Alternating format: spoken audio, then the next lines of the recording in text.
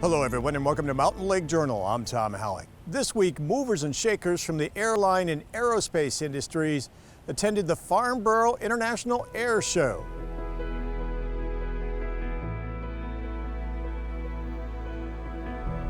It's held every 2 years just south of London, and this year Plattsburgh was highlighted in the cover story for the official program guide that went out to nearly 200,000 exhibitors and visitors who attended the air show. The story touted Plattsburgh's redevelopment after the closing of the Air Force Base in 1995, and how it's become a new center for the transportation and aerospace industries.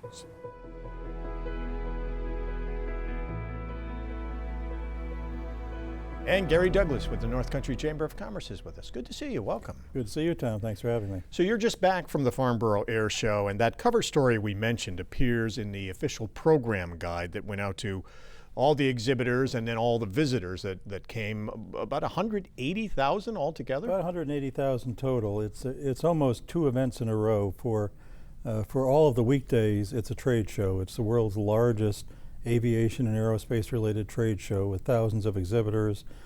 They estimate about 100,000 trade participants. So people from companies, aerospace, transportation equipment companies, airlines, aircraft companies from all over the world attending the show.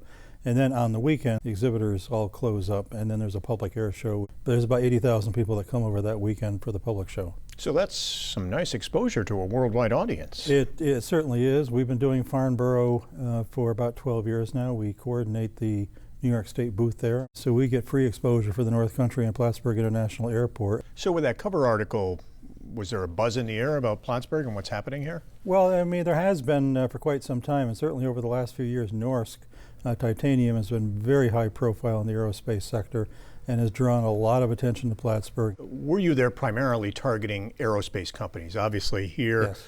There's the transportation hub here, but now there's the growing aerospace hub as well for Plattsburgh. And was it the aerospace companies that you were there targeting? Aerospace and transportation equipment, they bleed into each other. A lot of the suppliers and vendors, component makers, really service everything from ground transportation vehicles to planes. So there's a lot of crossover. So were you trying to appeal to companies perhaps to come to Plattsburgh, look at Plattsburgh if they want to become part of the Montreal aerospace cluster, yes. in addition to also promoting Norsk, which obviously was another major certainly reason that's very there. part of it. You know, and even part of the story of Norsk is being so close to the Montreal cluster. So that is an attractive asset for anybody in that sector to have those supply chains, those international connections an hour up the road. You know, that's part of the powerful story. So we did for the first time, we co-sponsored a reception at the show of our own together with Norsk at their booth. That's when Spirit Aerosystems made their announcement that they've now approved Norsk technology for use in the production of titanium components for them, something that had previously occurred for Boeing. So there's now two major providers have totally cleared the technology and said, okay, we're ready to start ordering. So we were there for that. And at that, for example, we actually were able to have side direct conversations with the CEOs of at least three tentative suppliers to Norsk. As Norsk's main facility with SUNY Polytechnic is built over the next year, looking out maybe about 2 years down the road, we will start to see the attraction of several companies who will be suppliers and partners with Norsk. We've always anticipated this. We're getting closer to that. And so it was a great opportunity to actually meet directly. We have at least 3 follow-up, what we call red carpet days, where we'll be sitting down with those Norsk suppliers to kind of take them by the hand and lead them into setting up a U.S. operation. None of them have U.S. operations currently.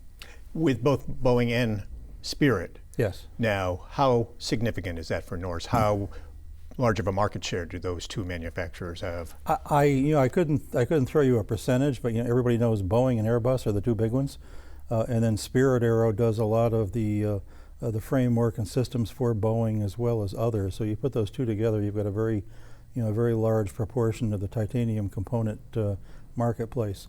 One of the things we'll be looking at with Norsk going forward too, under the new leadership at Norsk, they're going full speed ahead on aerospace, but they're also looking, as was always going to happen, at other potential markets for their technology for titanium components. So one of them is in the energy field. We also continuing to work with Congresswoman Stefanik and Senator Schumer to get the Department of Defense up here. And we expect that to happen in the near future, to see what other doors, perhaps beyond aircraft, tanks, vehicles, ships, other things that have all kinds of titanium components that could potentially be produced here in the future. So it's another little exciting element that's just starting to come to the surface, is potentially, a few years down the road, that next generation of activity that goes beyond aircraft. And Norsk right now has 9 of its 3D printers in operation here in Plattsburgh, yes. but it's looking to have as many as 30 or 32 by the end of the year? Yes, certainly within the next year. The state of New York will be constructing the major production and R&D facility at the site of the old airport. We're hoping for actual construction to commence anytime in the coming weeks. I couldn't give you a precise date, but it's here, it's coming. The article, by the way, also touted the Plattsburgh Airport as an alternative to Trudeau in Montreal. With the customs facility being built, the hope is it's going to attract more airlines and more flights to international destinations, the Caribbean, Mexico, perhaps even Europe at some point. Certainly that's the hope of what will happen. The Chamber is not so involved any longer in the air service development side. We stepped back from that. We thought we had taken that to where the time had come to turn that over to others to take the lead. We play a support role. Our focus is now on the aerospace, air industrial park development side. A key part of that, of course, is helping the county obtain the $38 million from Governor Cuomo, which is now funding 11 separate projects, all under construction at the same time out there today, all of them to be completed by sometime this fall. That will include kind of finishing the story of having customs out there, not only in the terminal for passenger arrivals, but also down the runway, down the flight line for private plane arrivals. We think there's a nice bit of business there for the airport, particularly out of Canada. There's going to be an air cargo facility which will enhance that aspect. That's part of the story now. Of course, there's a new 60,000 square foot industrial building being constructed, which the announcement was just made recently that Wabtec will be putting a major expansion of its 20-year-old Plattsburgh operations into that building. There are a number of those projects going forward, all of which are intended to focus on starting to build the airport's attractiveness as an air industrial park, in addition to what's been done so far to develop the passenger side. Wabtec is a Canadian company with all the Canadian companies here, employing more than 8,000 people in Clinton County. Are business leaders and businesses sort of sitting on pins and needles right now, waiting to see what impact the escalating trade war may have on business? Well, the trade war, the tariffs, and the U.S.-Canadian context, and I'll stick to that because it's what I know about, is an act of self-harm that's almost unbelievable. The U.S. and Canada do not trade with each other, so to fashion tariffs that are centered on some notion of a trade relationship or an imbalance or whatever you want to call it between that is just, it's utter nonsense. The U.S. and Canada have moved well beyond trade. We're in a post-trade relationship. We are the gold standard for economic integration in the world between two countries. We make things together, and you can see that all over Plattsburgh. You can see that things are being made on a binational supply chain basis. An example of making things together is that of manufactured goods coming into the U.S. from Canada, they have on average 25% U.S. content, on average. So, is it a U.S. product? Is it a Canadian product? This is a mistake. We have some legitimate trade concerns with China, with Mexico, with the EU and how it treats U.S. cars, for example. Focus on those. But the U.S.-Canadian economic partnership is part of the solution to those things, not part of the problem, because together we're more competitive. Has this soured companies looking to come to the North Country, especially from Canada? No, I wouldn't say that. I would say the effects to date are fairly muted, in part because it takes time for tariffs to flow down. These companies are going to cannibalize themselves a little bit. They're going to absorb those costs. They're going to maybe not hire some people or delay investment in some piece of equipment, or their profits are going to be depressed, for a quarter or a couple of quarters. And in part because they have to, because they can't just knee-jerk pass it on. That could have real bad consequences. And also because I think there's still faith that, well, this will be temporary. I got to buck up and eat this for a while. it'll go away, things will get back to normal. So the price impacts are somewhat muted, but that in time they won't be. In time they will have to start being passed along more obviously, particularly on things involving steel and aluminum, for example. The effect that we know is occurring, but you can't quantify it because you can't track it like what is moving or what does something cost, are delayed decisions. Gee, I'm in Canada.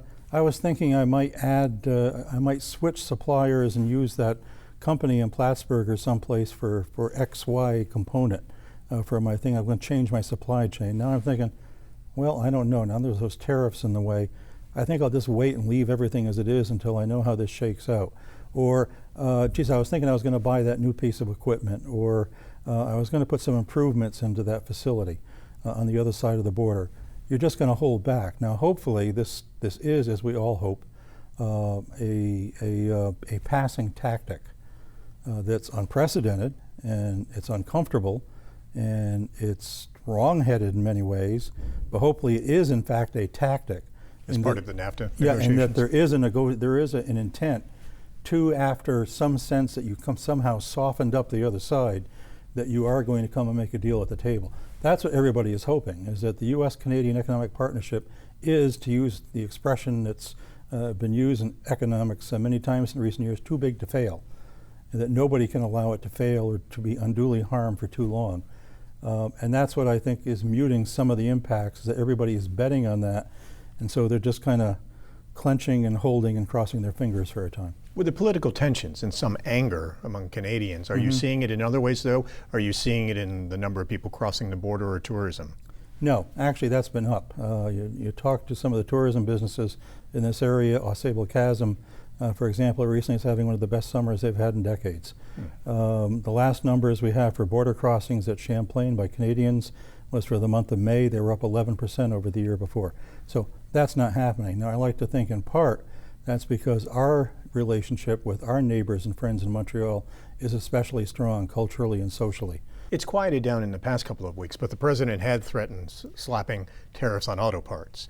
And if that happened, a 20% tariff, would that impact Novabus and Bombardier? Well, you cannot separate the U.S. and Canadian automaking industries. You just can't. That would certainly be bound to have repercussions on things, engines and components and things that go into buses, and I'm sure in some cases even in trains, as well as into the cars that are produced in Detroit and Windsor and other places like that. That would be a really terrible escalation.